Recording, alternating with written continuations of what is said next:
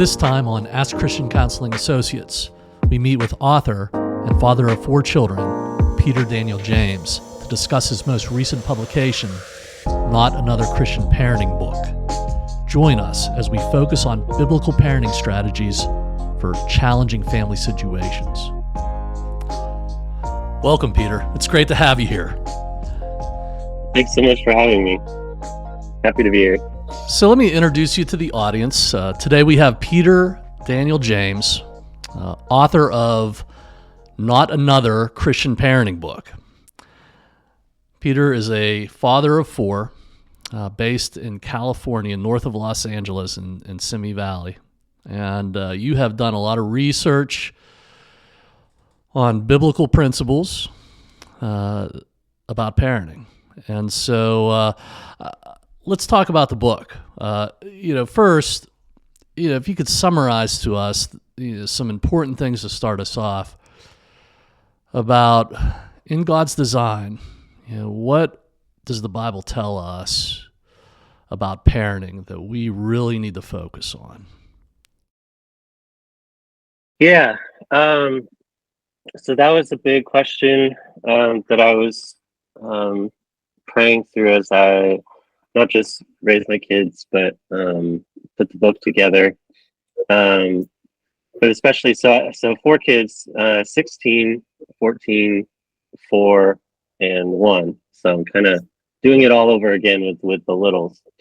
So with the olders, when they're growing up, that was a big prayer. What do you want me to focus on as a parent? And I think something he just really put on my heart was not to just raise good, well-behaved, Bible-attending, kind of well-rounded, polished, good Christians, kind of thing, but to raise and to really facilitate people who would just be in awe of who God is, and just that it wouldn't be about primarily being good people, but it would be primarily about being worshipers of God, and really understand just the radical, crazy grace and love He has for us, that just extends so much farther than we can possibly imagine. And so I just really wanted to instill that, and just a very, very grace-centered, gospel-centered focus. And fortunately, both my kids are very actively pursuing their relationship with Jesus, not just kind of the being a good person kind of side of it. Okay, so you say your 4 kids are 16, 14, 4, and 1. Is that true? Yeah, a bit of a gap. Yeah, and to focus, maybe on the most important things. Of the first thing would be that we raise children that their focus in life is to glorify God. Yeah, absolutely. Okay. And I like the way John Piper puts it. He kind of rewords the catechism a little bit, and we glorify God by enjoying Him. And I really like that. So that was kind of a key thing that a motto almost, I guess, when raising the kids, is to focus on, yes, glorifying Him, but He's a very, very enjoyable, the most enjoyable person in the universe, and that's the way we glorify Him best, is when we really enjoy who He is. So in the book, you talk about unhealthy primary goals. And so, if we just had taken a look on a central theme in Christian parenting, what would be some of the things that you see happening outside of the faith that are primary parenting goals that you would be concerned about? I don't know so much about speaking to outside the faith. I think things that just kind of crept into my heart, I can speak for myself, things that crept into my heart that I was concerned about was that I would be, I mean, so many times, I mean, it sounds kind of petty, and it kind of is, I guess, but so many times I'd be far more concerned about just maintaining peace and quiet. So the kids are fighting or throwing a tantrum or whatever, and my primary goal in that moment, kind of knee jerk reaction, was just I just want my peace and quiet back. Wow. um, and I would I wouldn't focus on, okay, what do they need, what is the heart going on behind this, um, what can I do to help them, to be there for them in the way that they need, whether that's comfort or discipline or whatever it is. um, so yeah, I would find that creeping in a lot, is just peace and quiet. Or when you're out in public, like when we're out in public, just like my reputation, even if it's just all complete strangers that I'm never going to see again. I don't want to be seen as, oh, that parent that can't control their kids. Wow. Um, So maybe some primary motivations would be just for whatever reason you like peace and quiet, so everything is geared around that, or not looking bad to other people in public. And if you were really focused on, okay, what am I doing, without any kind of more in-depth guide to doing this, that's what I would default to.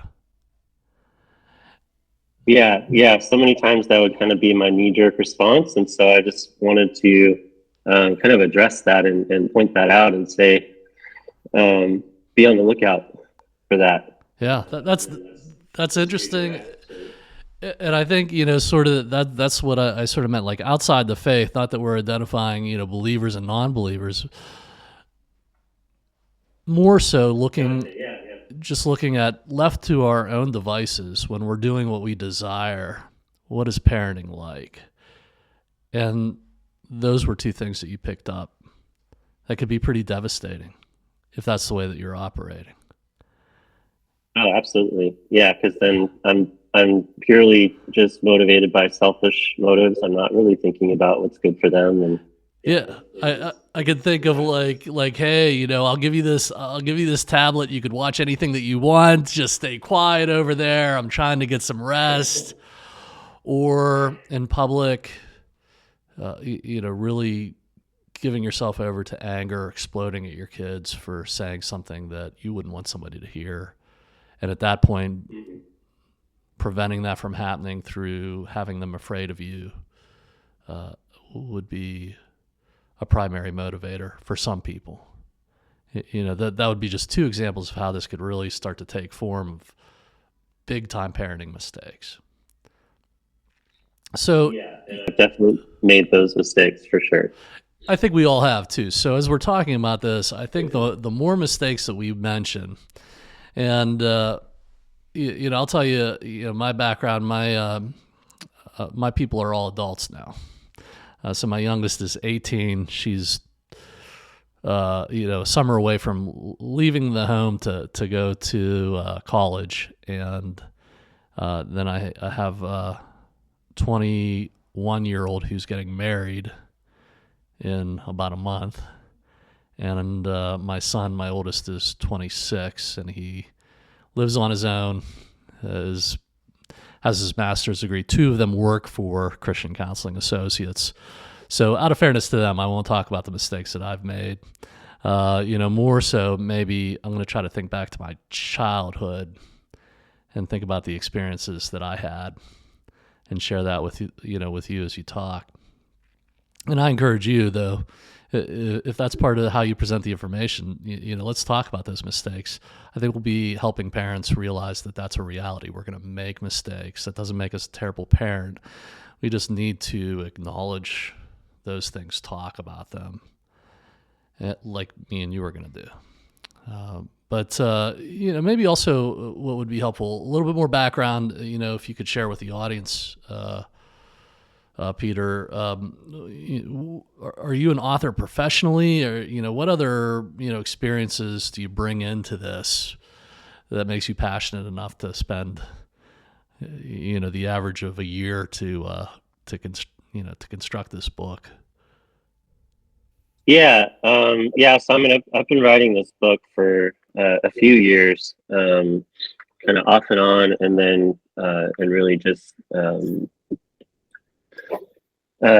so what really kind of started it for me, I think, was when my oldest was around 6 or 7 years old.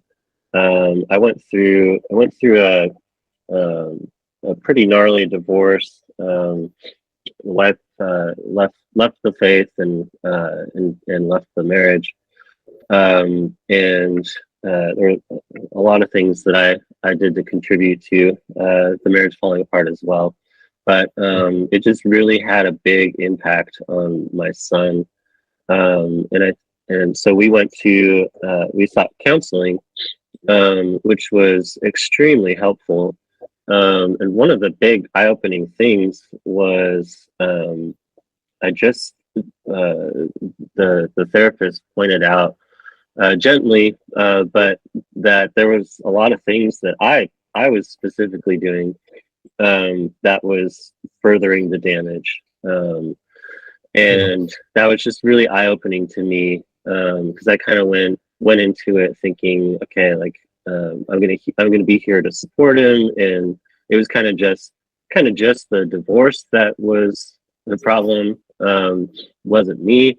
That was kind of my mindset, but through the grace of God, he really showed me that there was a lot of things that I was doing to further damage, and there was a lot of really powerful tools that the therapist used, and I started wondering why, like, these tools are amazing, and some of them are things that parents could use, not even in like crisis mode, but just in kind of the everyday struggles that you don't really think to go to counseling for.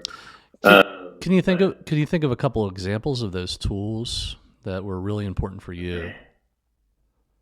Yeah, I think one of the most impactful ones was, so at the time he was really into this game called Terraria, and so she brought out this big white piece of paper, and he could kind of draw this the world of the game onto that paper, and then so in the game you kind of build houses, and so she had him do that and fill it with our family, and so through kind of playing this game out on paper, she would kind of ask him about like why he put certain family members in certain rooms, and how he felt about um, like different situations and things that we would talk about.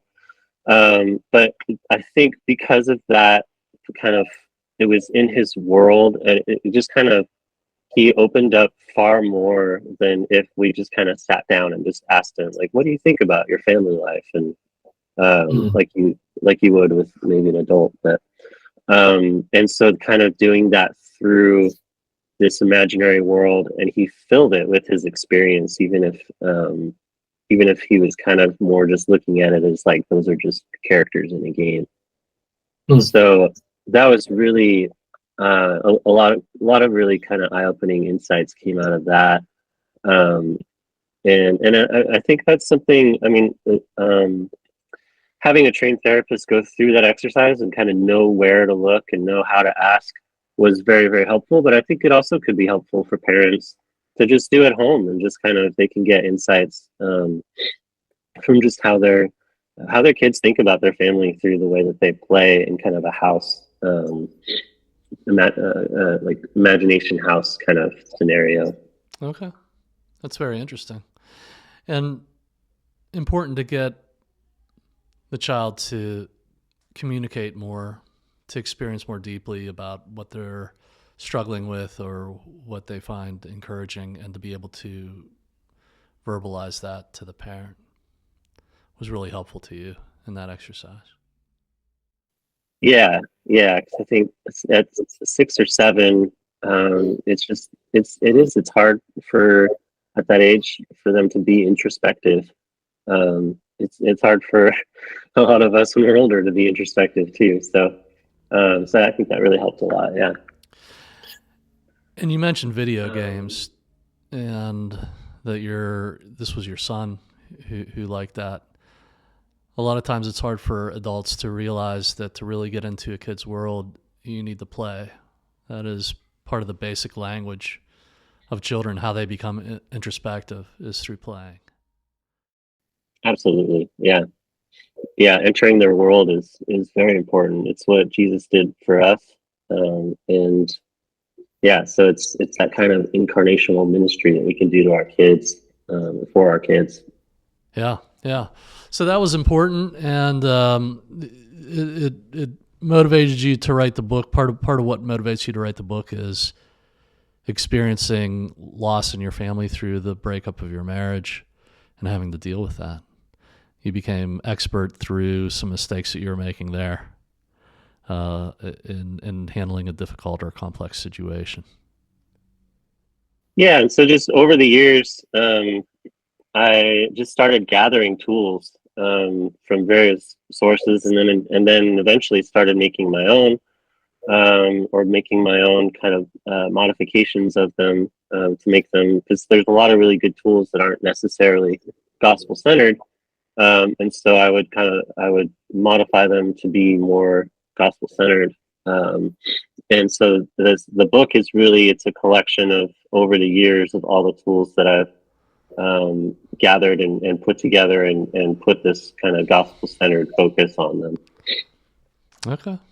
All right. Well, that sounds really great, and people can go and check out your website. Again, the book is called Not Another Christian Parenting Book, and we're going to give that information to the audience on our video portion. But on your website, you talk a lot about some main points in the book, and I'll just throw these out to you, and maybe you can describe. They're very interesting, I would imagine, to most parents. So first, pinpoint the root motivations behind your child's difficult behaviors. We all want to do that. We want to know what's at the root of our child's misbehavior. In your book, what are we going to find out about that? Yeah, so one of the big areas, or the big kind of indicator lights for the heart, is anger. And so I have a tool I call it the anger volcano, and excuse me, and I kind of distill what I call magma, so like the molten rock that causes the anger to explode. So we see the explosion. The explosion is very obvious, but underneath, there's different things going on underneath. That's what the indicator light is kind of pointing at. And so one of the tools is, to kind of identify one of the 5 that I've kind of grouped in, these categories of things that cause these anger outbursts. So the 5 are, they're negative identity beliefs. So things that they believe about themselves, or that they perceive others are believing about them, which may or may not be true. But it's those negative identity beliefs, that really kind of cause the boiling up and exploding. So the 5 are feeling unwanted, unseen, not good enough, helpless, or unlucky. And of course, with anything, there's exceptions, but I've found that this really helps, kind of categorize and identify what feeling is going on underneath. And so, like, for example, like unseen. It's very common, I think, for kids of all ages, to feel like they're just not seen, and I mean, that could be somewhat in a literal sense, but I think, primarily it's like their thoughts and their dreams and desires and their passions and hurts, and it's kind of more of their internal life, that they just feel like people just don't really see who they truly are. And a lot of times that can happen between parents and kids, where we unintentionally make our kids feel unseen, whether we're just busy trying to live life, like life is just busy, and sometimes we can just kind of make our kids feel like they're just uh, not truly seen for who they are.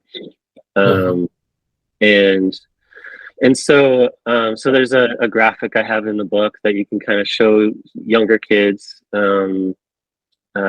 Probably around age 6 or 7 would be when they would be able to kind of help you identify this. But with younger kids, you can kind of just think through what the surrounding circumstances were, and use this to kind of say it's probably because he's feeling this. Um, but yeah, so you can show it to the kids, and they can kind of look at the different word groups underneath each category, and they could say, yeah, that's what I'm feeling. That's what made me get angry. So I use that a bunch with my kids, and then you can address it, and then you can really address what's going on underneath in their heart. And if the negative identity thing is not true, then you can address that with the gospel. And if it is true, you can also address that with the gospel. Um, and so there's a tool, kind of a follow-up tool called Cooling the Magma, which really goes in depth into how to use like specific aspects of the gospel to address like feeling unwanted or feeling not good enough, or even feeling unlucky. Um, and so Did you say feeling? I'm sorry, I missed that last part. Feeling unloved or unlucky? Unlucky. Sometimes it has nothing really to do with someone mistreating you or anything. Sometimes it's just you just feel like you just got the short end of the stick, and that makes you angry. So that's kind of a one of the categories that I have for causes of anger. And I think that's something. I mean, so that's something that I struggled with. So I'm a serial entrepreneur by profession, and there's been a lot of times where the things just like I would follow all the rules, but things just wouldn't work out, and I would just feel unlucky. But having the gospel and having the knowledge of God is good and sovereign really helped me kind of combat those feelings, and I think it can help when our kids kind of feel like there's just things just never go their way. We can offer them the truth of God is in control, God is sovereign, and He's good, and He loves you far more than you could ever love yourself, even, and He's got you. So you're not unlucky. Your story's not over yet. Let's see what God's going to do. Okay, so speaking to children in places of disappointment, places where they're angry and they're hopeless, even. You've seen this as a big problem in children, especially young children. Yeah, I mean it's the human experience, and I think, but it's extremely hard to articulate, and I think especially as children, it's extremely hard to articulate. And so I think a lot of times we focus on the behavior, the outward, like anger management, kind of external anger management behavior, and we don't really have the tools, I think, a lot of times to see what's going on underneath, to dig deeper. And so that's what I'm trying to offer here is a tool to not just address behavior, but to see what false gospels they're believing, to see what ways they're they're missing out on understanding just the depth of God's love for them, and how that can, over time. I mean, it's not an immediate fix. It takes time to kind of to address all of these things, um, but over time to address the heart underneath it, and then the behavior improves. Well, let's talk a little bit more about difficult behaviors. What other difficult behaviors do you see in children that we would tell parents about today?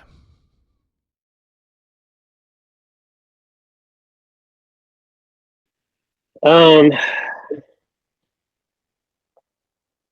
I mean, there's first thing that comes to mind is kind of just the classic, like, um, tired, hungry, just kind of the primal needs aren't being met, and a lot of times we need to just be aware of that. Um, I don't know, or can you think of something kind of outside of the realm of what we've talked about? And maybe I can. Right now, I'm kind of drawing a blank. Sure, sure. I try to think about this and what brings people to counseling. And, certainly you have anger, you have selfishness, you have inability to focus on things. So there's all kinds of school problems. As we get to the age of kindergarten, we're telling the child to sit down in the seat, learn these things, get along with the other kids, respect the teachers. And then a lot of the parents that I would imagine nowadays, they have their kids in sports. They want to see their kids excel in these areas, and maybe that's not going well. And maybe the adults in their lives who they're accountable to, teachers, maybe that's in church, maybe that's on organized sports, or in some other venue, extended family. If this is a situation where the child lives in two households, the parents are divorced, they're not cooperating with the routines, now they're in trouble. And they're not able to meet the demands of all these different areas. To me, and then we would have parents who worry, is there something wrong with my child? So, and maybe the child's saying things in reaction to this conflict of not meeting expectations, where they start to say things that are also worrying the caretakers or the adults. I don't like you, so anger, anger towards themselves. I'm no good. This will never be any good. Or anger towards their peers, hitting somebody or taking somebody's things. Probably would be the worst of it. Maybe, though, it could get to the point where they seem depressed or very anxious, or they're not as social as they should be, or the ability to focus goes in the area where somebody's calling that ADHD. So all these things, along a continuum, the way that I look at it is these are all ways that society is trying to define the problem. But what is the core issue? What is my hope as a parent is that a child will have a sense that they are safe and they're cared for within the family, so they have a sense of trust with the parents. So you have things that naturally happen, accidents, losses within the family, and definitely divorce and remarriage that interrupt those processes, where children will begin to mount a level of anxiety. Also, we hope that the children have a sense of confidence in themselves and in the world, that God has ordered. if we were to talk about it in faith terms. And so they have a sense of hope for the future. They look forward to things. They're excited about things. They like being around others. And so, in the worst senses of that, there's depression, like being downcast, being apathetic, being slow to engage, where you also begin to worry, wow, there could be something wrong. And in that, what I think our biggest hope for is family life, where the child, even in the formative years, begins to get a sense of joy and blessing, being in the family, and seeing community and opportunities in communities as extensions of that, where they're excited to engage, not all the time, there's ups and downs, but to see somebody, for lack of a better term, flatline on that, is disturbing. And then finally, the ability to tolerate boredom, to have a steadfastness, where all kids start out like fidgeting and just being crazy all over the place with energy, but the ability to pay attention to what is important, to be teachable. And that is when that is falling apart, it begins to look like ADHD or some kind of social problem like autism spectrum, where people really get disturbed over that. So, I think about all these things, and we're talking about 5 to 12-year-olds. Because if I was to break this down to two groups, before 5, we really need to be great nurturers and handle all the caretaking rules, and maybe I'm selling that age bracket 0 to 5, short. Maybe there's 2 divisions in that, but we tend to focus here, like when people come to counseling, 5 to 12, and then 12 to 18. And, within 5 to 12, the ability of the child to start to understand what their role is in the family, value it, and experience joy and blessing in it at times is a big deal. And the parents are a big deal in facilitating that. And there's all kinds of things that can go wrong.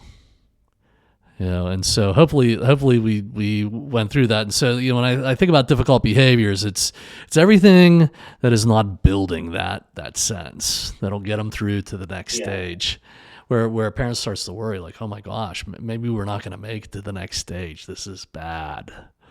And the parent's fearful, angry, or... Yeah. I think that's an important thing that you pointed out, that one of the things you said was they can kind of just check out and just not engage and just be kind of disinterested. And I think that's an important thing to realize, is that anger is not always a volcano. Sometimes it's not an explosion. Sometimes it's just checking out.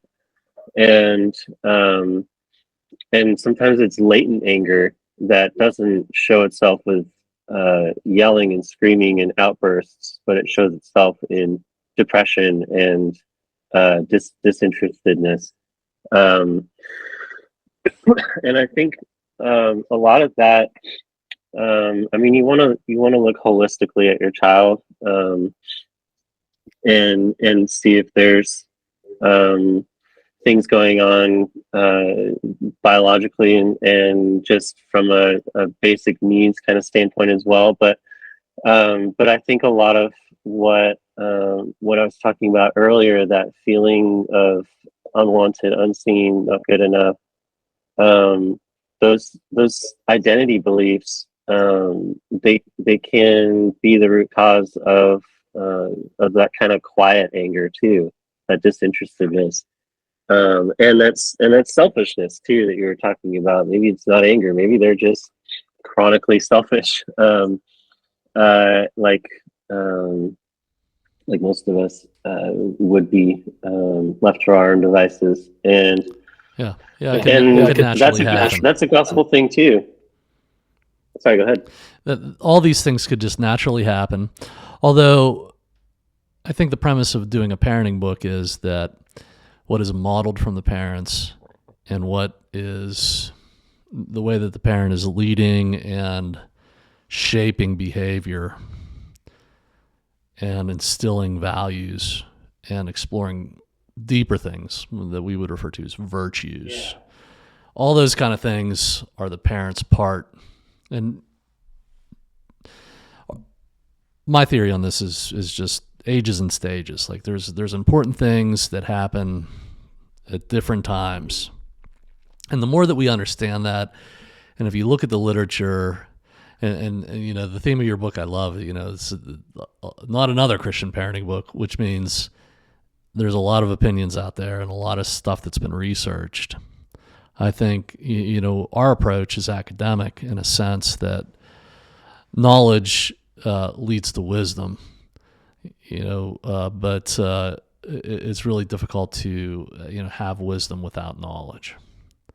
And so we should be reading all of these books, but there's a lot out there. And so, yeah. So, ages and stages is just, getting a good sense of what is important as a parent.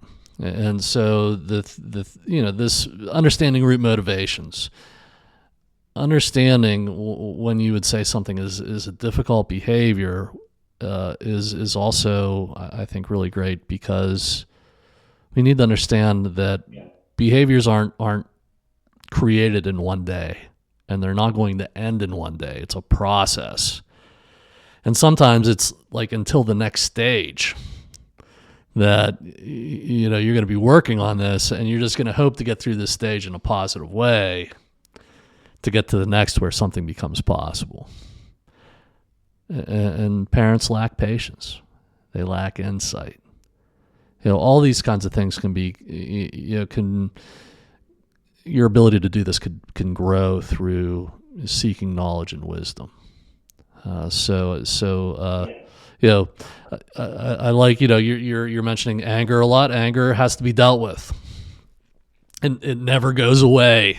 Some people are naturally not that angry, and others, are more quick to do that. But we all deal with that emotion along with every other one. And if you have a theory on what is the root motivation behind that, you can start to address it instead of just the symptom of it. So I like it. I like the the pinpoint of root motivations, and I think we talked a little bit about this, but let me have you expand on it. Avoiding unhealthy parenting goals and developing biblical goals instead. Tell us a little bit about that. Yeah. So in kind of before I get to all the tools, the front section or the front half of the book is talking about kind of what I see as for primary grace-centered parenting goals that parents that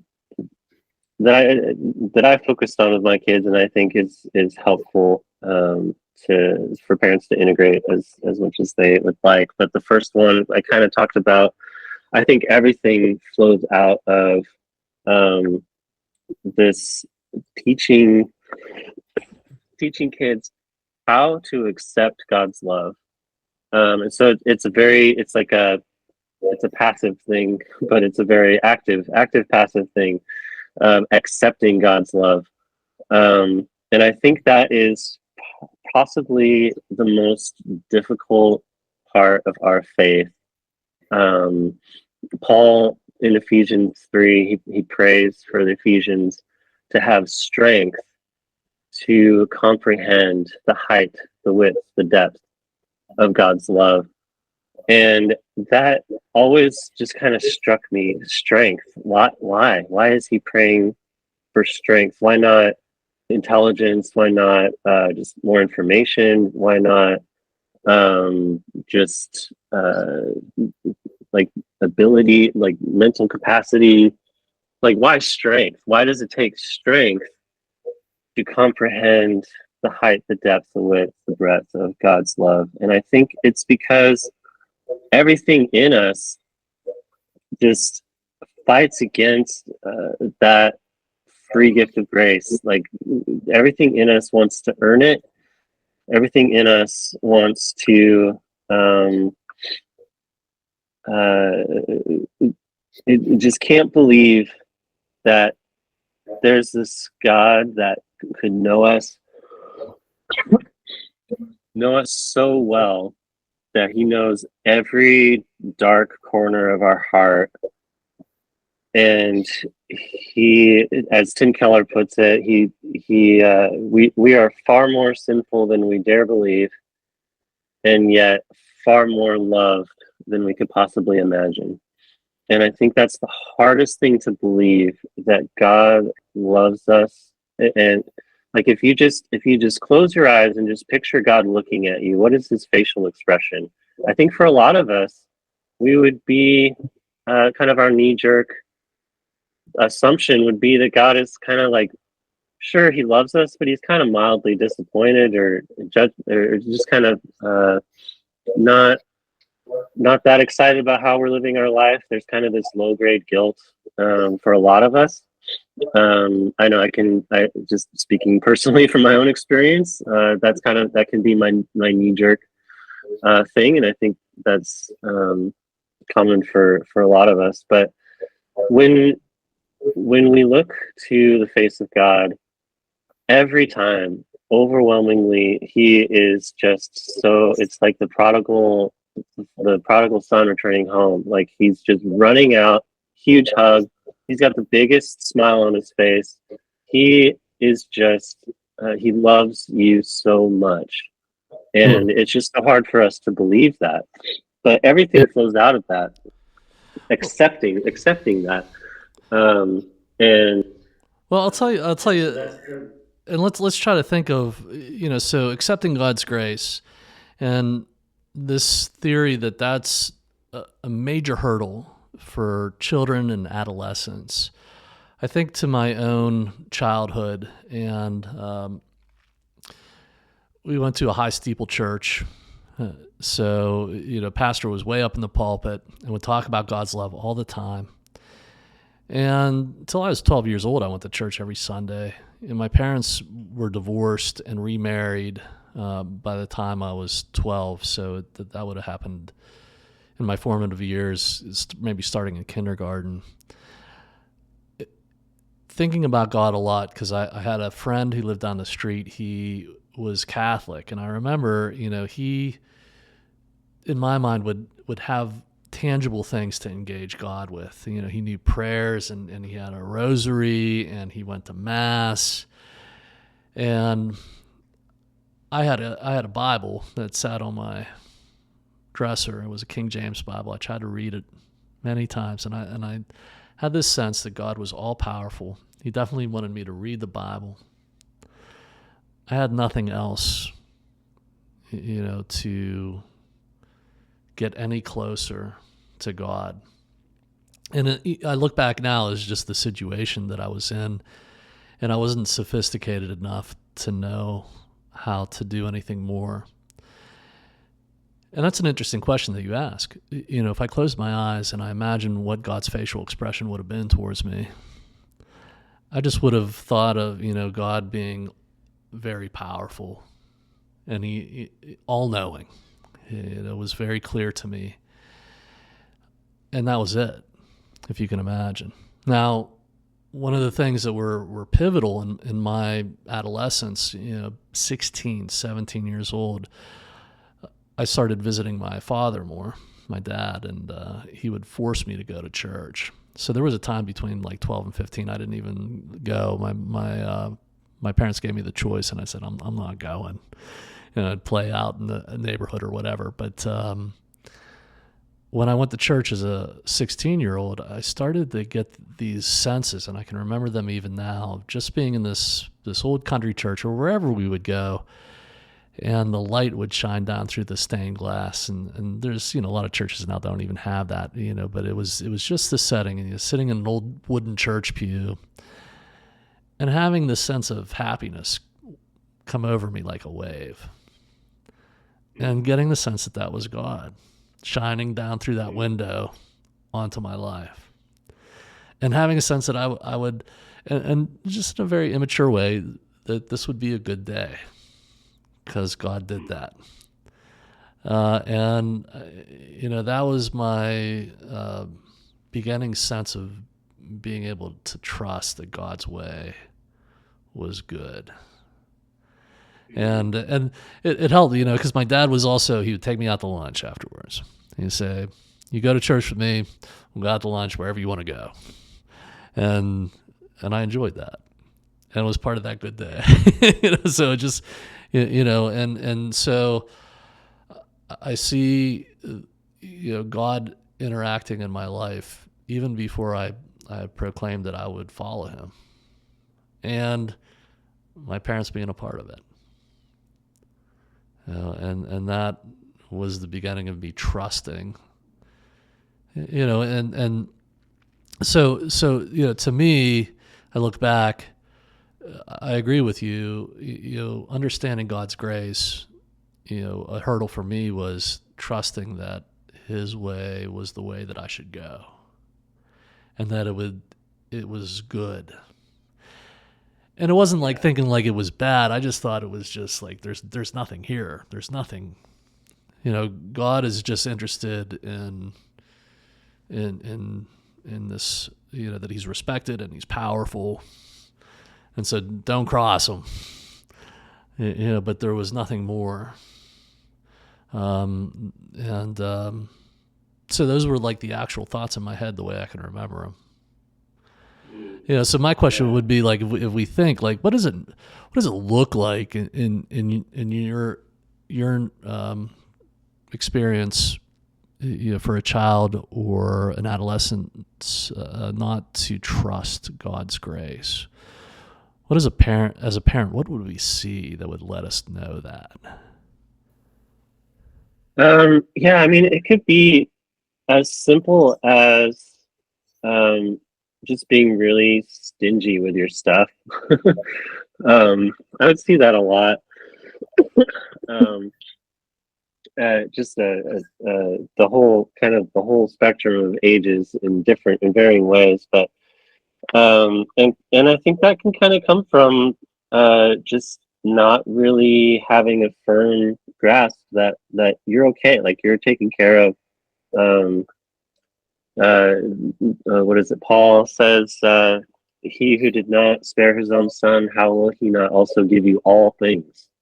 And then elsewhere he says, "All things are yours, Paul, Apollos," and he lists, and it's like all inclusive. There's no exceptions.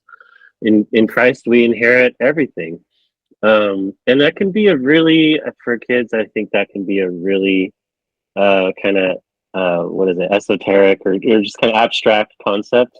And it's a lot of times that's a future fulfillment in the new earth, that's where we get to experience things, and it's that kind of deferred gratification is really hard, especially for kids, but honestly it's hard for me too as an adult. But I think we can model that as parents. We can start to show glimpses of it in that like you are taken care of, like your needs are going to be met by your mom and I, and by God, and you can have that base level foundation where you don't have to be stingy. You can be generous with your things, and we can model that generosity. I struggled. I don't share desserts very well. I would have an ice cream or something, and my kids would want a bite of it, and it's like, well, we believe if we're going to have sugar, we should have very high quality sugar, go all the way. So it's expensive ice cream, and so I can be stingy with that, and that's kind of it's a silly example, but that's an opportunity for me to model generosity. And it's an opportunity for me to operate out of that confidence that God has me, Yeah, I spent a lot of money on this ice cream, and if I share it, then I don't get to enjoy it as much of it. Um, but in uh, but I mean, how much more like Jesus was enjoying the just eternal joy of heaven, of kind of that triune relationship he has with the Father and the Spirit, and just that dance that C.S. Lewis talks about. And he left that for us. He left that to come here, um, and and not come here as a rich and powerful king, but as a humble servant. And so um, that Yeah. as much as that melts my heart, will empower me to be generous with the things that I cherish. Christian Counseling Associates is ready to serve you, providing a wide range of counseling services. Christian counseling is accessible to everyone. We serve both Christians who want their faith integrated into the counseling process, or those holding any beliefs or attitudes toward spirituality. With many years of counseling experience, our counselors are professional, licensed, highly trained, and rooted in their commitment to their church and communities. CCA is able to provide a full range of clinical counseling services. For more information, visit our website at www.ccawpa.com. Yeah. So biblical goals, and I would say, and I hope this is consistent. One of the things that we did as parents, and I believe that this was handed down to me, through my parents, even though situations were complicated and sometimes difficult. The church was going to be the center of our life, and people think a lot about the church and what that means. What we have taught is that is a group of people. It's the body of believers, and so it's the center of our lives. It is the most important thing, and so there's important occurrences that happen, baptisms and communion. Ultimately, the most important events that we can see happen in our lives that are happening through the body of Christ, the people. And that's always met both in myself and in my family historically as, I don't know if I have time for that. And that is not trusting in God's grace. That we can give ourselves to that in return, because Jesus already gave himself up for that. And that is good. And it will lead to joy and blessing, and it will be the most important things in our lives. And it involves us giving up time and other things. We give resources to that. We build it up. And we share burdens with people. We care about people's problems as well as celebrate with people's joys. And we learn how to do that instead of something else, instead of having things that we could have. And so that means that I'm not going to have the big fancy car, because, with this center of life, you don't get that. It's something you have to give up to really be, sacrificing the way that you can, for this. And it's worth it. It's what God wants, and we should trust him. So to me, that goal is very different. That was one of the things I think, coming up through school, that was a unhealthy parenting goal, is that I should be able to write my own ticket. I should be able to have anything that I want. Instead of, there's things that we need as the body of believers. There's things that the church needs that I need to sacrifice for, and I'm a part of it. And sometimes that means giving up things that I personally wanted. and learning to live that way, and knowing that it's better. That's probably the best way I could describe it, making the church the center of your life. And again, historically in my family, we've had a lot of arguments about that, a lot of pushing. And even within myself, can I do this?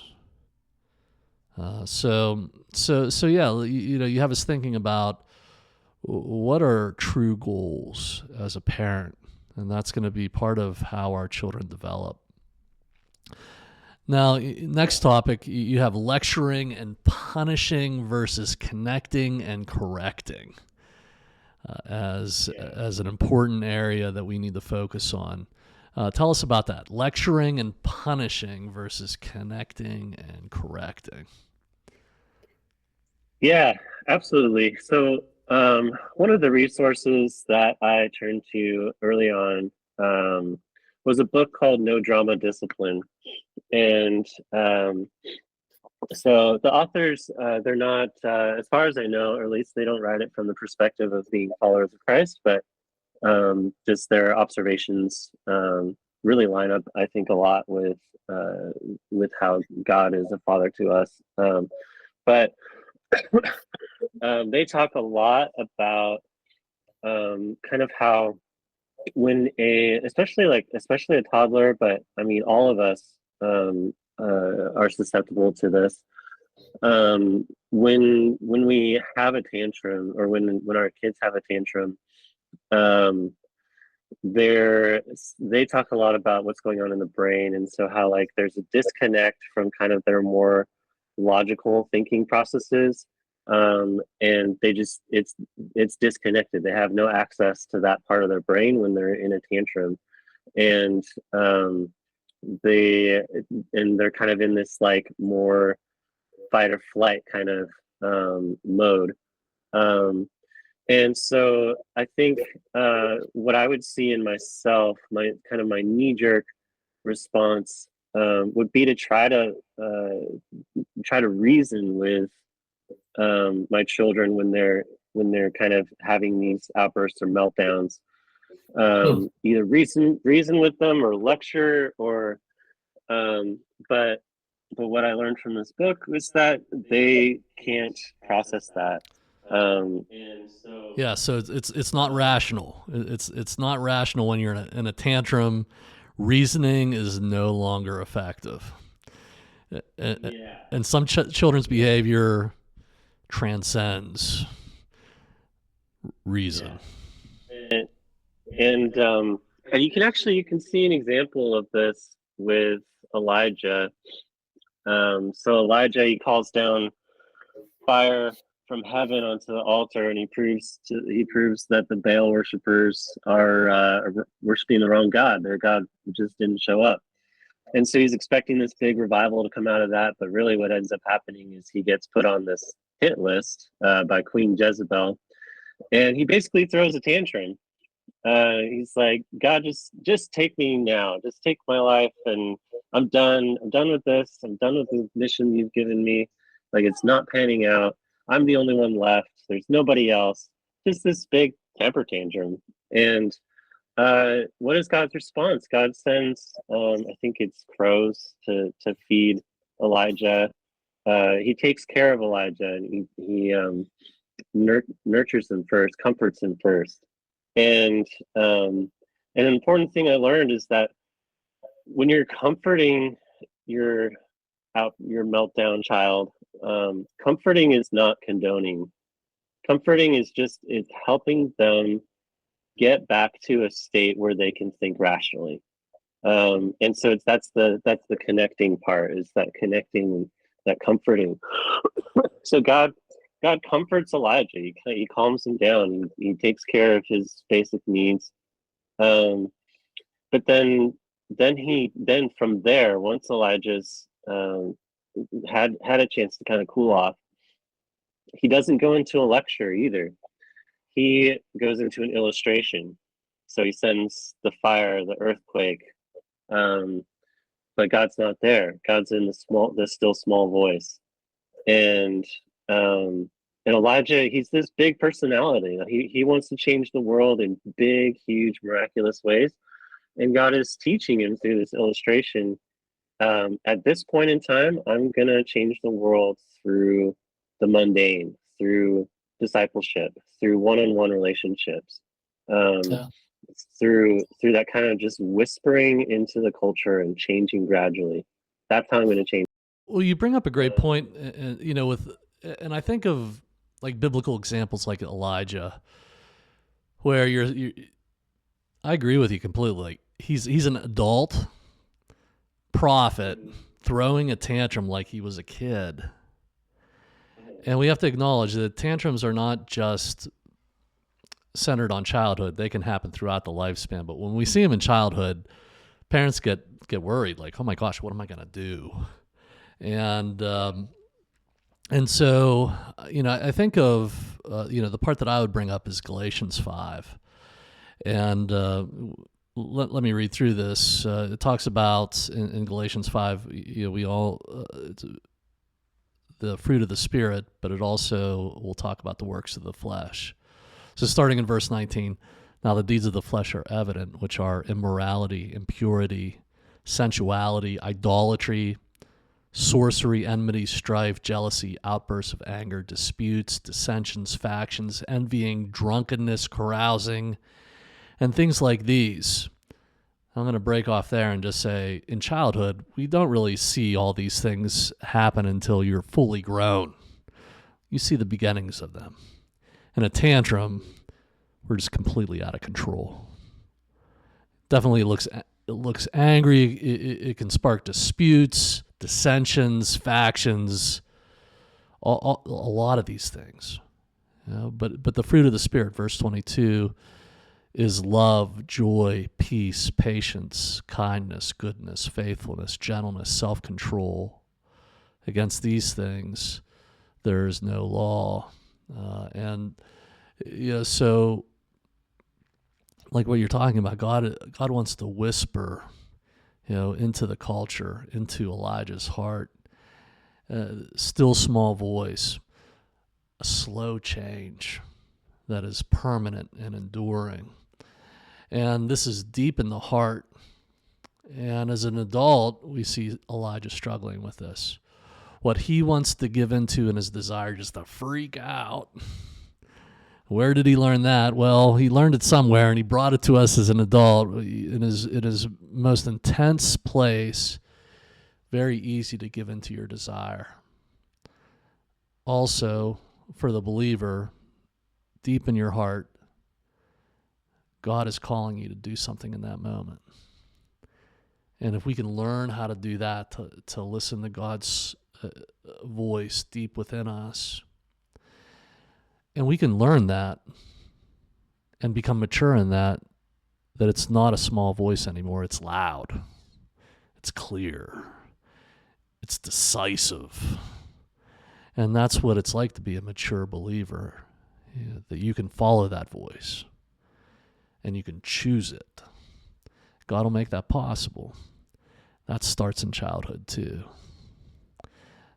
To teach our children how to listen in times where they just want to freak out. And you're right, like, how does that come about? But I believe that in the example of Elijah, you're presenting it there, that as adults, we have to live by the heart. And we have to start with reasonable expectations as parents with children, that starts out right from the beginning.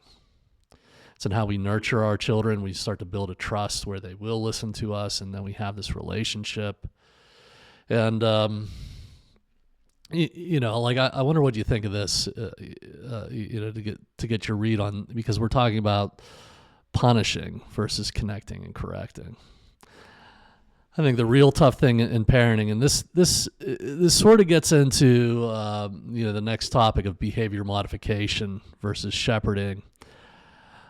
There are some things that I would promote here with parents, and I talk about the peanut butter and jelly sandwich. Okay, if we can picture that, hopefully everybody who is out there listening, we've all had a peanut butter and jelly sandwich. So if not, go directly to your pantry and try this out. But too much jelly. The sandwich is too sweet. It seeps through the bread and turns the bread funky color, soggy. Not good. Too much peanut butter. No matter how much milk you have with that sandwich, it's too dry and it's like stuck in your throat. Not good. So you have to have the right amounts. And it's not half and half even. It's, I would say, this is not a scientific study. There needs to be just a little bit less jelly than there is peanut butter. It could be the other way. This is the point I would get at, though, is that in encouragement, that we give the children, in love, and in every way that is something that they experience as good. You have to have a balance with discipline. And I think I associate the discipline with being peanut butter, and the love with being the jelly, but it doesn't work out in my metaphor, because I think that really punishment should be a little bit less than the love and the grace and the incentives and the good things that you do. But within those two things, discipline and love, and maybe love is the wrong. I would say, what's a better word for that? I gotta come up with a word like incentives, rewards. But,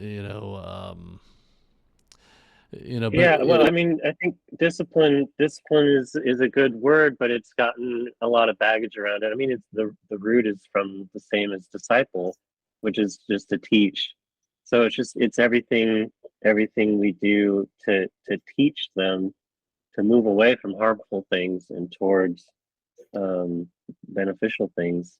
Yeah. Well, I guess I would say it this way, and there's a big storm coming up over the hill here that we get susceptible to. So I'm wondering if you're going to be able to hear that on screen. But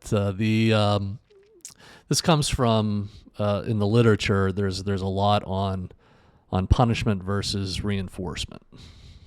And within those categories, it's very difficult, but you have mild, medium, mild, moderate, and severe. So you have mild, moderate, and severe punishment, mild, moderate, and severe reinforcement. And you're basically looking for successes, for things to be done that are right, and that would be, just straight from the beginning, a child following their heart in a God-given way versus the child following their desire, the flesh, getting into trouble, and that you would, from a very early age, in a very age-appropriate way, be setting the child up for success and looking for those to capitalize on that. So it's very clear that they grow in their ability to see those as more important than growing in their ability to see that I should just give up and give in. And there's things that are not that important that you could just probably ignore. There's things that are important, and then there's things that can be life-changing within the punishment realm. Same things with everyday successes that are really, in the grand scheme of things, just ordinary versus big successes versus huge victories. And within that, like I really believe that parents need to be wise to see those things on the field because all of it's happening. and we have to be there at key times. At least have to try and hope that other people are helping us within the family and the community to recognize those moments and doing the appropriate thing, bringing that peanut butter and jelly sandwich together. And then we see, when we grow up, we see our childhood as being pretty good. There was a mix of things. Like, I wasn't perfect. I did things wrong. I got some punishment. It helped me realize what I needed to be doing. And there was times where I could really tell that my parents, the community, the church was for me. And that was a reflection of God. God was showing me through these people what I need to do. Yeah. So that would be punishment versus connecting for me. But it does, to be fair, there's a little bit of behavior modification in there. Yeah, and I think that's still, it's important. Behavior modification is still important. But it's what you do while you're working on the heart. It's what you do to kind of triage the problem while you look for root causes. But I think a lot of times we stop at the triage, and we don't follow up with the primary care physician to find out what's going on. Yeah. No, I couldn't agree with you more. Like, have you ever seen the show is old now, but they used to have the nanny. The nanny used to go out to the house. Was that Super Nanny? Oh, yeah, I think I saw bits and pieces of that. Yeah. I did that professionally for 7 years. Now, of course, in this, I did this in Pennsylvania, so we would go out to homes and work with families, and there was no cameras around or anything like that, so it wasn't as glamorous as Super Nanny, but we learned how to train children in a supportive and humane way, and I sometimes see that lost on the church. But I love the topic that you say, that you have here in behavior modification versus shepherding your child's heart, because that's what we learned was these things that we really needed to notice and celebrate and reinforce were things of the heart. And there's a goodness in the world that is God's presence. That he's leading us even before we're believers to go. We could choose a good direction, especially if we have believers around us, family. And we need to be encouraging those steps towards God and towards submitting our lives to God and accepting him as Lord and Savior, accepting him into our heart. And there's children who do that in churches every day. And we can be there to celebrate those things, reinforce them. And as children, as well as you mentioned it as Elijah, as adults, there's times where we're just out of control. Somebody needs to rein us back in. But I sort of see the mistake. The mistake in my years is that, parents don't see the key moments that they need to celebrate as much as they want to punish and think that it's going to do something without the other part of the sandwich, if I can go back to my metaphor. So I don't know. What are your thoughts on that? Did you might have been going in another whole direction in the book there, but what do you? No, yeah, I like that. And yeah, I think the direction I'm going is kind of what you're saying. So like the jelly is that encouragement, that building up, kind of and that a lot that needs to happen in kind of the not in the moment of the tantrum.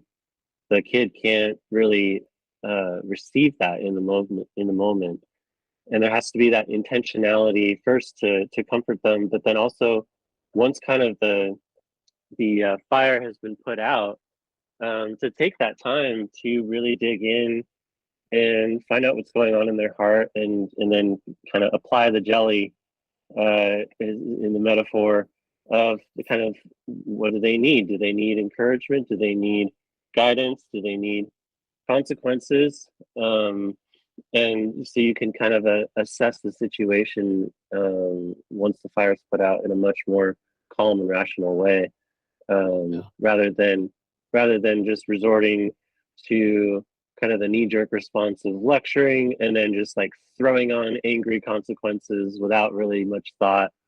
There's a lot of times I'll say to my kids, um, uh, there there needs to be a consequence. I don't know what it is yet, but I'm gonna think of a consequence, and if you keep doing this, there's gonna be consequences, and I'm gonna think of what it is because I try to do as natural consequences as possible that are related to what's going on, and I'll tell them like I don't know what it is yet, but there's gonna be, and then if you have to follow through, follow through. And then sometimes I'll even give them a choice between two or three consequences. Yeah. Um, Well, that's a good point, and I'll tell you that everything that I learned how to do professionally and then in my family, I really didn't have that as models in my family because, again, with my family being divorced, I had two single parents.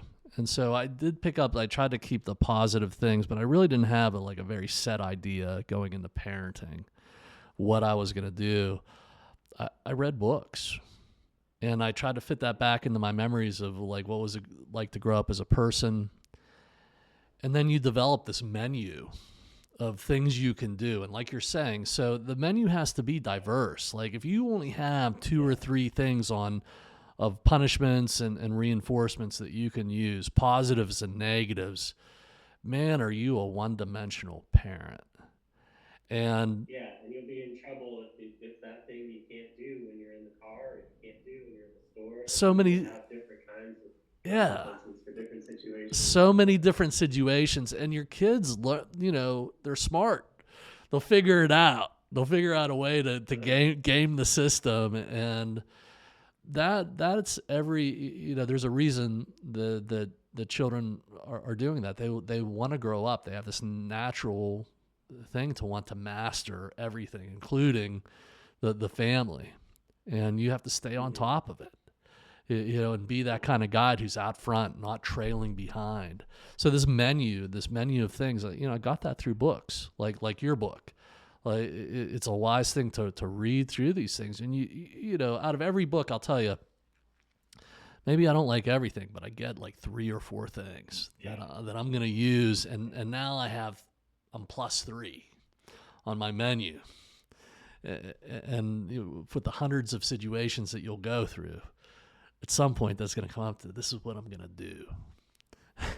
Yeah, and having that, it helps you from not just doing the impulse consequence that you regret later, but either ends up being an empty threat because you didn't really want to do that consequence, or you have to follow through with it, even though because you were just kind of knee-jerk response, um, go to your room or whatever it is, like you have to follow through with it, even if it's not necessarily a helpful consequence. So I think like having that menu that you're talking about, that's good to have in advance and have some prepared for different situations.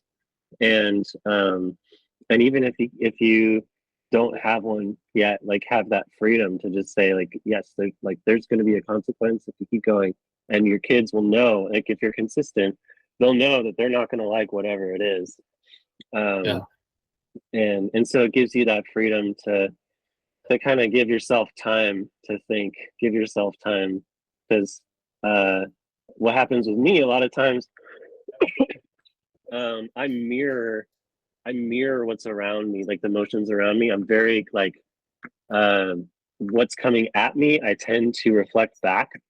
And so if my kids are throwing tantrums, it's very easy for me to also get very disconnected from my rational brain, and to kind of basically throw a tantrum back.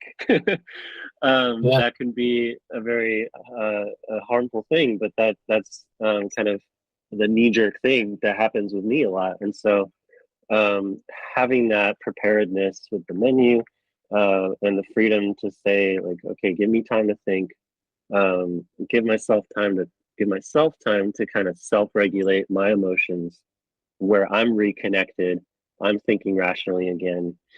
Yeah, absolutely. And I would say you're bringing up, two important themes. First, you have to follow through. So if you've set up a reward, an incentive, a positive thing or a negative thing, a punishment, and it's in place now, you said that it wasn't going to happen. There was an expectation. It has to happen. And sometimes that can be very difficult, brutal moments of parents saying, I don't want to do this. And then the next thing that you're mentioning, very important, you can't lose control. You have to be the one who is in control, who is managing the situation. It's clear to everybody. Now, there's going to be moments where that happens, where you do lose control. Well, however, you're throwing a tantrum, you said the wrong thing, you need to repair that. And the repair, that's another thing you have to have in your menu. How do you repair? Because there will be regrettable incidents.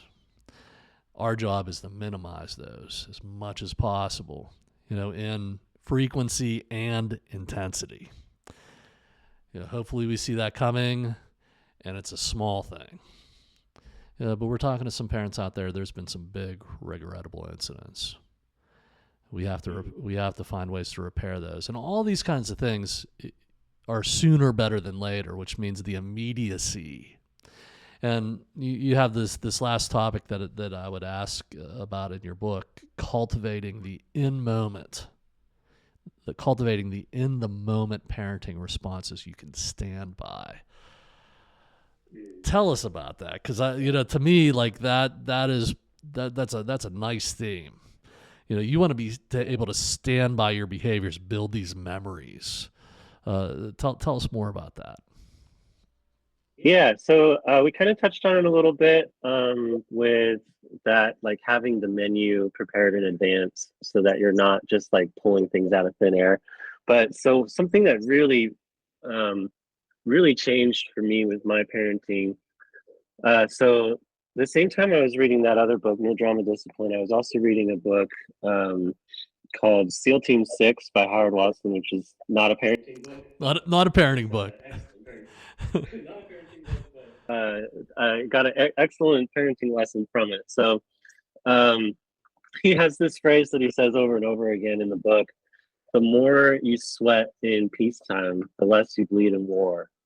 And so it's talking about just this dedication to preparedness.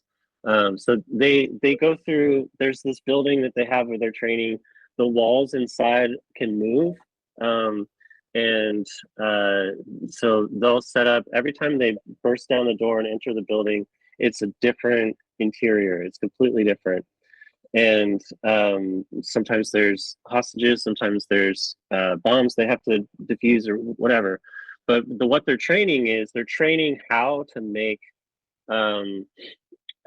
split-second decisions well under pressure that don't follow the textbook. So it's practice over and over again with putting yourself in just different situations and practicing responding to it, reacting to it quickly. And so what I was thinking, I was struggling to apply the principles from No Drama Discipline. I would read it and I would agree with the things they were saying. But when the kids started fighting in the back seat, everything would just kind of fall out of my head. And to go with the metaphor, there was a lot of bleeding in the war, in the battles. I would kind of resort back to just unhelpful responses. And so what we did was my wife, she would basically run me through, she would pretend, like role play, she would pretend to be the kids, and she would just like throw stuff at me. But it was like this low pressure thing. I knew it was a simulation, basically. So the emotions aren't raised. I'm not like in a heightened sense of just agitation.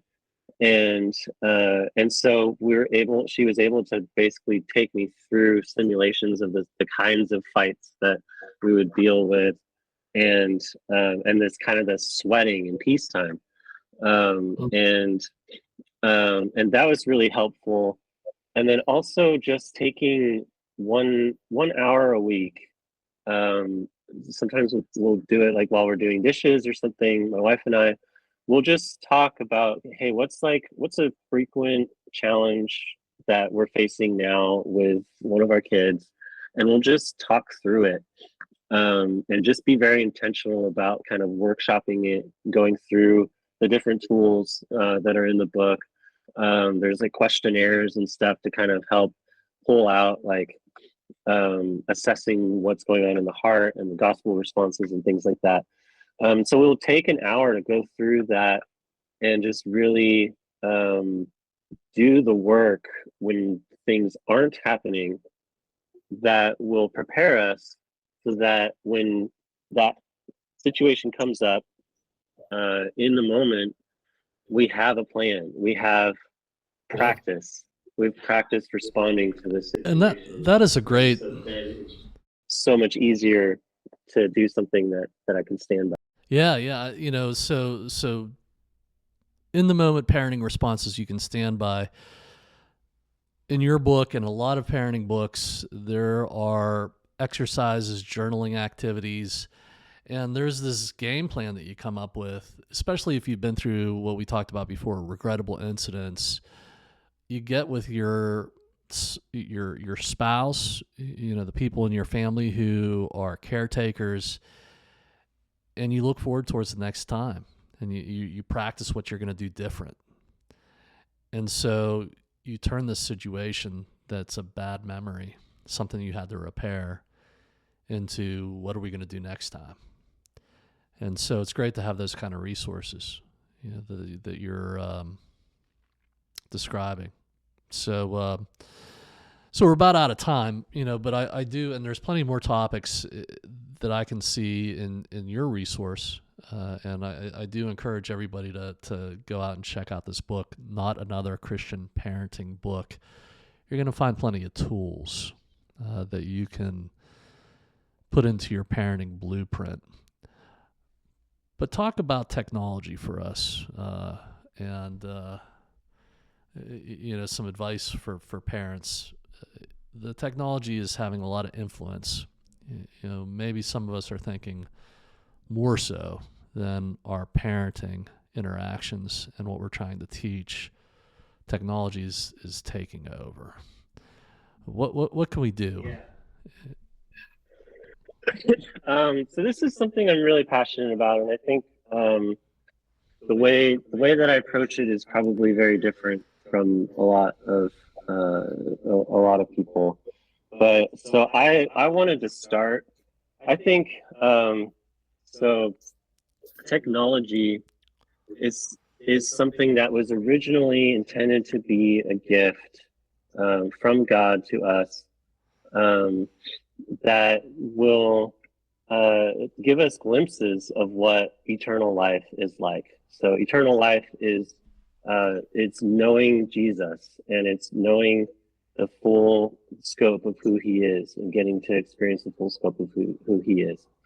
And in this life, we have limitations. We have limits on time and money, resources, on how much we can enjoy the world he's given us. We can't just go enjoy everything, because we have to save up for vacations. We have to save up time. And technology, it was meant, or I believe it's meant in this life to give us glimpses of what being unlimited by time, unlimited by resources. If you think about things from dishwashers to computers to even typewriters, they're all designed to free up time and to cost less, to free up resources, time and money. And so we do more in 80 years of life now because of technology than people 200 years ago could possibly do. We can travel farther. We can just get more stuff done. And what we do with that extra time is usually wasted. But yeah, so we have this glimpse into what it would be like to have unlimited time, unlimited money through technology. And I think we're, as Christians, as followers of Christ, we ought to be pioneers of how to use that for God's kingdom, to love God better, to love people better, to have more time and more resources to further his kingdom, to love his people. That should be the primary use of technology. And so for me, I think starting with a positive view of what technology should be and ought to be helps us with our parenting and teaching that to our kids. It helps us give them something to strive toward, and it as opposed to kind of, I think the current model is technology is this necessary evil that Christians just have to figure out what to do with. And I think for sure technology has been misused. It has been distorted from its original purpose. For sure there are dangers with technology. But if we are about renewal, redemption, bringing the kingdom of God here, we have to have a framework for what technology's role is in that. Yeah, I love that. It's sort of what I see, especially in young children, the use of technology as a pacifier. And it continues to be an entitlement all the way up. And it's the opposite of what you're describing as using this as a tool towards the main focus, the center of life, glorifying God. And recognizing that that can be included in how we live that kind of life. It's intentional, it's planned, it has boundaries. It's wise. I like that a lot. For us, that foundation led us to make rules like, or we kind of had this mantra around video games. Video games are for what? What are video games for? They're for bringing people together, friends together. I just have so many from my childhood. I have so many just fond memories of playing games with my family, with my sister, with my dad, and with my friends.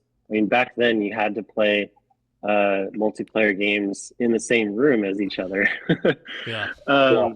And so kind of the rules that we set around that was you don't play video games by yourself. Video games you play with other people, and you prioritize in the same room, in real life relationships. You prioritize playing games with people in the same room. If that is not what you would call it, it's okay to do online. So a lot of my oldest son's friends, they didn't want to come over because then they couldn't use their system, their TV, they'd have to bring all that stuff over. Just kind of the way things are designed now, I think is really unfortunate. But I think still it's like, if you're going to do online multiplayer games, the rule was like your friends need to be online, and it needs to be centered around like building friendships with people you have friendships with in real life. That's really great. That's priority. Yeah, that's awesome. And as we end here today, I want to encourage the parents out there that if you become a student of parenting, and it doesn't matter where you are, if you're just starting to parent, or you're becoming a grandparent, or you've been a grandparent for a long time, knowing these kinds of things and developing a wisdom about them is so important to what you can add to the family and really raise up the next generation of Christian believers who glorify God, giving your children a whole life that they can have a sense of hope and joy in. And so I would encourage everybody to read Not Another Christian Parenting Book by Peter Daniel James. I'm so thankful for you to be here with us to share this wisdom and to continue to be a student of parenting, continue to develop these things, become an expert, and you will win. Your family will win. And that's what we hope for you. So, Peter, I would ask you, I imagine people are engaging this podcast with a sense of hope, wanting to learn something, facing some real challenges. Would you pray for our parents out there today as we end? Yeah, of course. Yeah, and just thank you so much for having me on. It's been a real pleasure. And I did want to say, so when this is released, we'll have a free book promo June. We'll do it June 13th. So on June 13th, you can go on Amazon and the book will be free for Kindle. So that way you can get it without even having to pay anything. But wow. Yeah, let me close this out in prayer. Okay. Jesus, just thank you so much for who you are. Thank you for your just radical love for us and your generosity towards us, that you didn't stay high up in the heavens and just leave us on our own to figure out how to fix what we had broken. We couldn't do it on our own, and you came and humbled yourself, and through that, through your perfect life here and your sacrificial death and your resurrection, we have hope.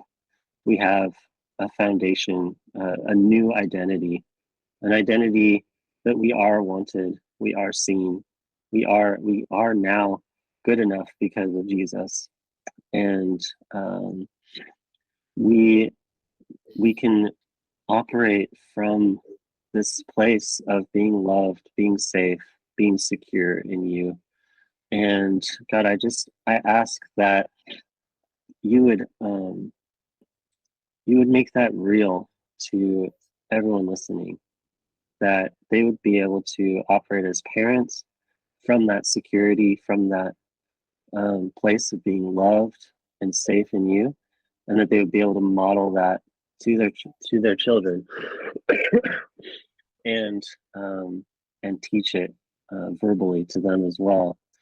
And God, I just ask that, especially for those who just feel like there is no hope, or that there's been so much damage done, that there is hope, that you would just make that real to them. There is hope. You raised someone from the dead. you created everything just by speaking. You have incredible power. You can do anything. You can fix anything. And your timing is perfect. You know the right time. For us, it may feel like forever. It may feel like a long time. And we may be wondering where you are. But your timing is perfect. You love us so much. You are so good, and you have the power to fix everything. God, I just ask that we would trust your story. We would trust you. In your name I pray. Amen. Amen. Peter Daniel James, author of Not Another Christian Parenting Book. Parents, go check this out on Amazon, especially June 13th for the special giveaway event. And Peter, thanks for being with us today. Thanks again. Thanks so much. It was a blast. And folks, thanks for listening. We'll see you next time.